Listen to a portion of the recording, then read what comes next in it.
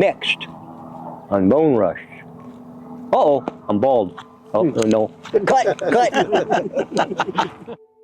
Well, that wasn't even an option. There's no such thing as give up. I'll die or I'll do it. I guessed I wasn't going to make it, but I wasn't scared. I mean, dying is easy. That's the easy part. Staying alive is the hard part. Wolves are following you. We're going to lose these kids for sure. An area the size of Rhode Island, nobody was in there but me. There is no greater feeling, really, than, being king of an area that size.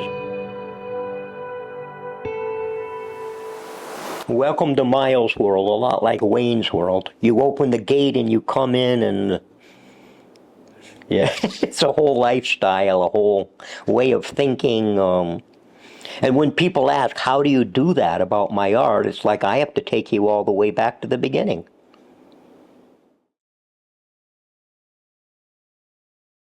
You have to start with book one in order to understand the others.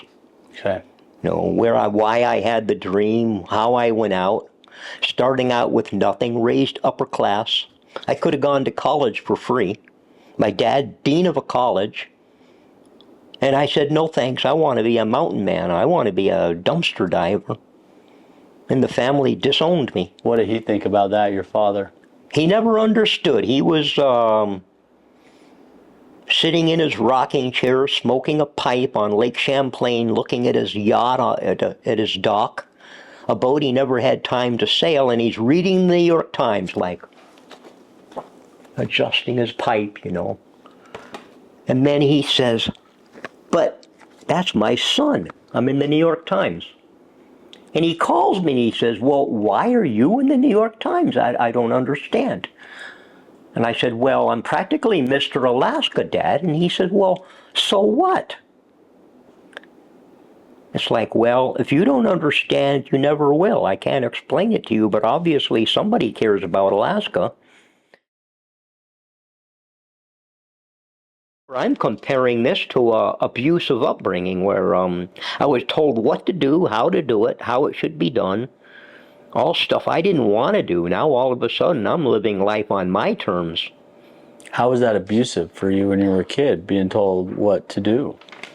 Well, combined. I mean, it's abusive when somebody knows that you're designed to do something. It's like taking a Ferrari and turning it into a four-wheel drive in the mud and being mad because it won't perform. I'm not a Ferrari. I'm a four-wheel drive and a good one. But you got to show me the mud, not the racetrack. It's like that. That's abuse. I don't have the right gears. I mean, look at me. I mean, I'm obviously not that Ferrari. You know it. I'm your son. You know I'm not college professor material. Stop trying to force me to be that. I won't be good at it. I'll be miserable. Why? Why can't I be me? I call that abuse. So here I am, set free. No. We don't have discussions about how sick somebody is who has an interest in guns and how you need to go see a counselor. Eating meat is wrong. All those things I heard. All of a sudden I'm in a world where everything around me is doing the same thing. We're all eating meat. Those wolves sure don't have any guilt on their face.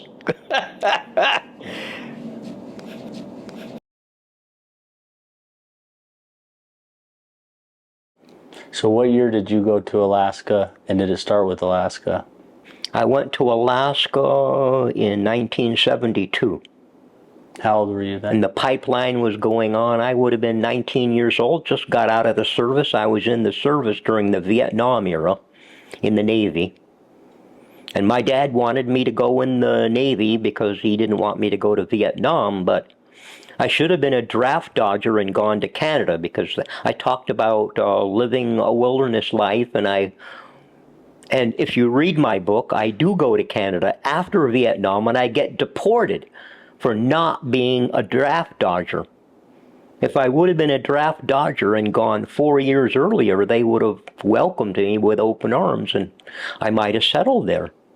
So that's sort of an interesting aside. But when all is said and done, it all happened for a reason, because Alaska turned out to be a good place, because I could homestead. You can't do that in Canada. Years, that's been my dream. And since I was 5 years old, I said I want to be a mountain man, but I'm 19 before life is on my terms. That's a lot of years when you're young to dream about being a trapper and you've never trapped. And there really weren't any good books on the subject back then. Oh, there were a lot of, I read every mountain man book, but none of them, not one, told the truth as I know it, which I thought was interesting because it almost killed me, all the things I believed. Yeah.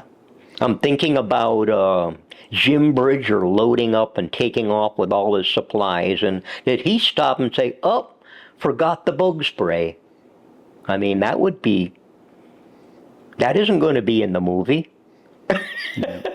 So there I am. Oh my gosh, it almost killed me. No bug spray. I got fleas and lice and couldn't get rid of them.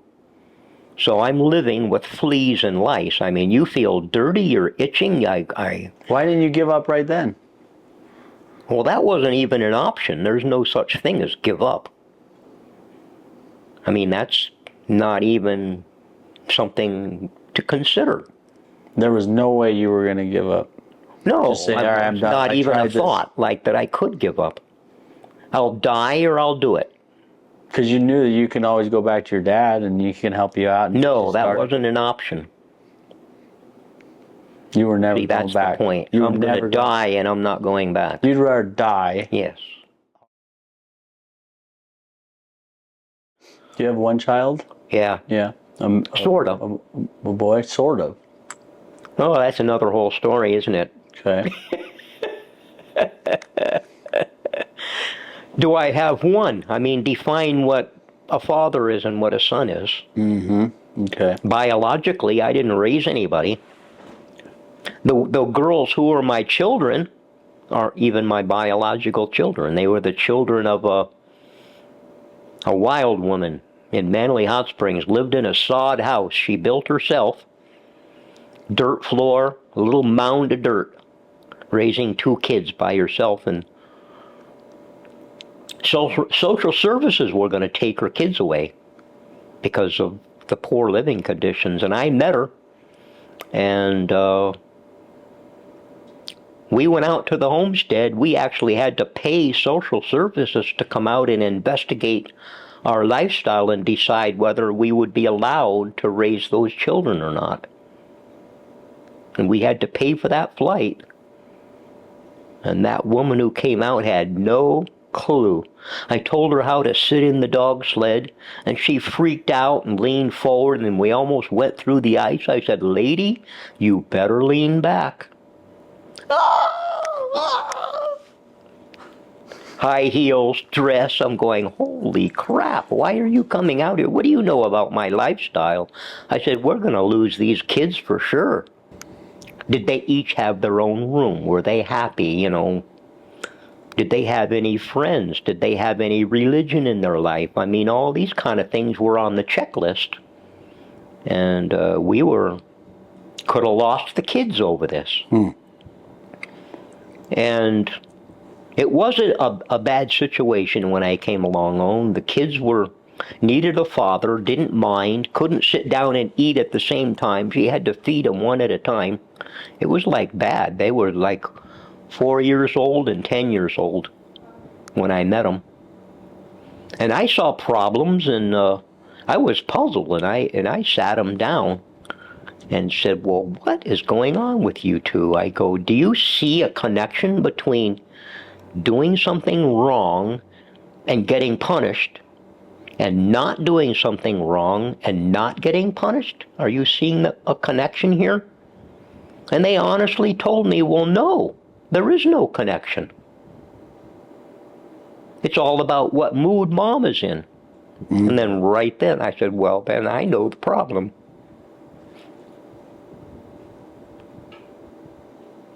I said, well, we'll fix that. We're going to have some rules, and you follow them, and everything's going to be fine. And you don't follow them, and we'll agree on what's going to happen. We'll all agree. And you'll know what the rules are.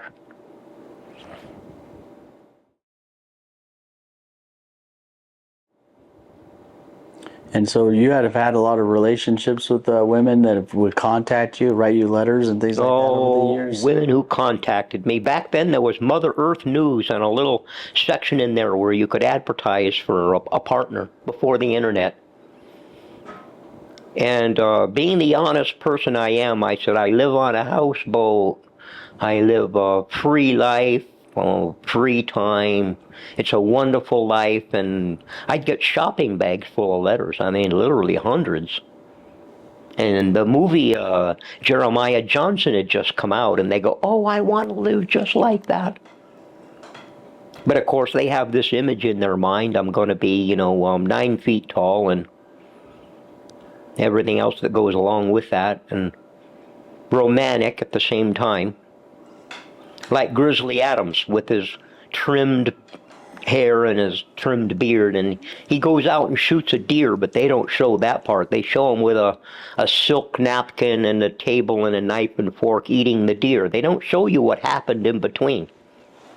So these women would come out with a big dream, they're going to be living on a houseboat.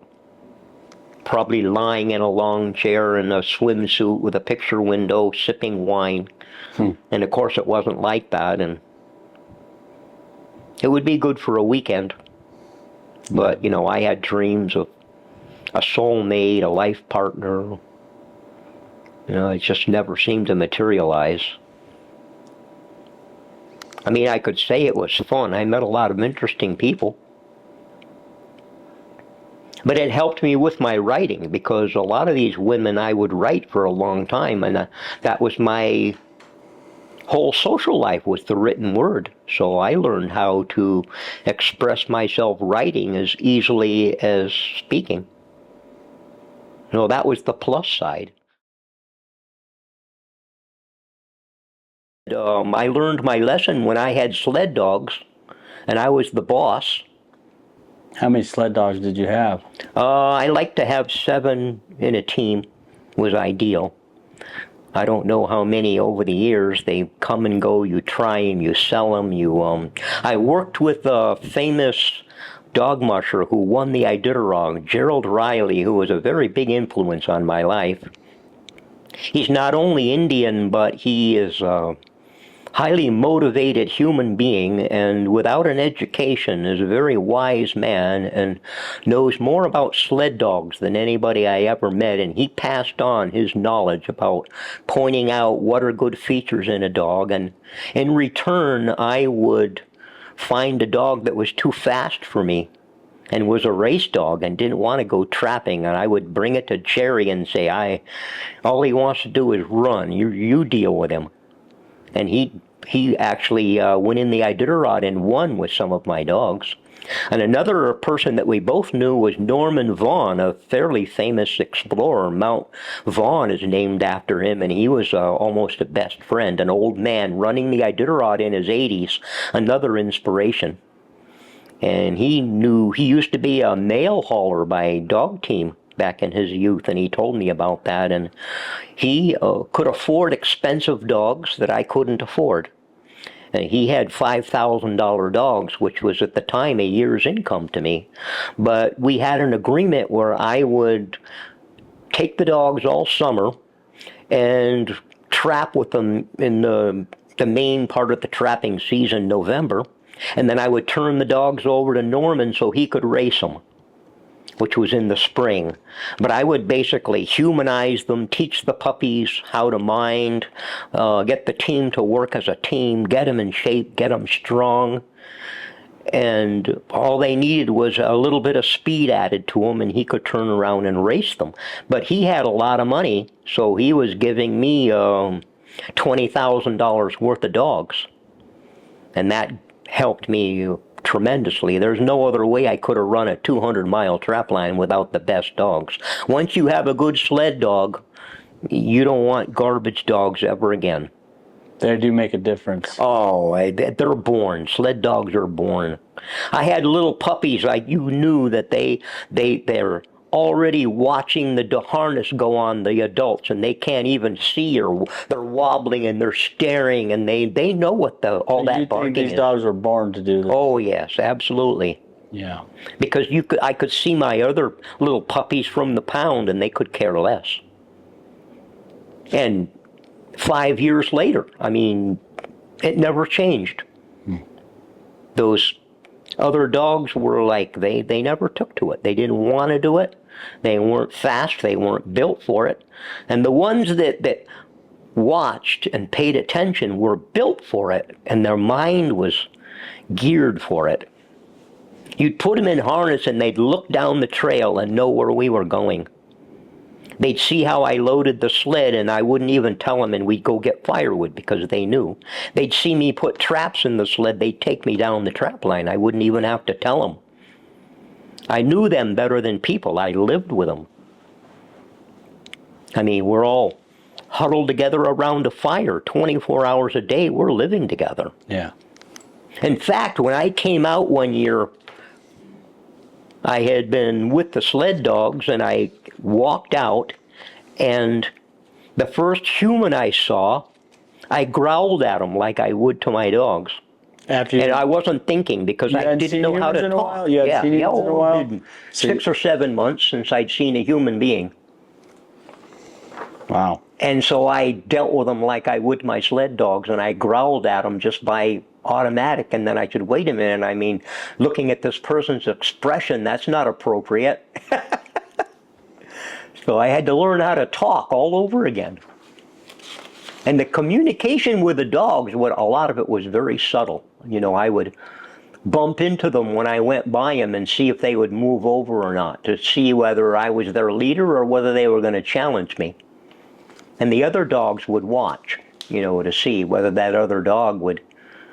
And they'd wake me up in the middle of the night, and I'd know what was going on. I'd go out, there would be an argument over a bone, and they wanted me to sort it out. And I had to know who the bone belonged to, who to give it to. And I had to get it right. And I'd look at all the dogs, and I knew. I mean, I could see their expressions. And I would give it to the one that it belonged to. I'd smack the one that stole it, and everybody would be happy, and they'd go back to bed. So a very... How many years did you do the sled dogs?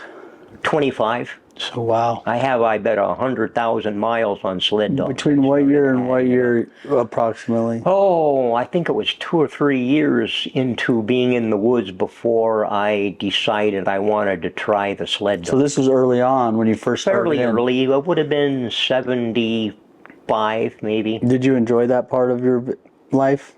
Yes. But it's a way of life. You can't get away from your dogs. You can't go out on a date, because you have to go back and feed your dogs.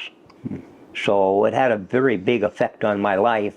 Everything hinged on, I've got to get back to feed the dogs. I come in for supplies, I've got dogs waiting for me. I can come into town for a day. I can't have a good time in terms of social life. I like to go dancing, and so many times, oh, that's tomorrow. Well, I got to get back.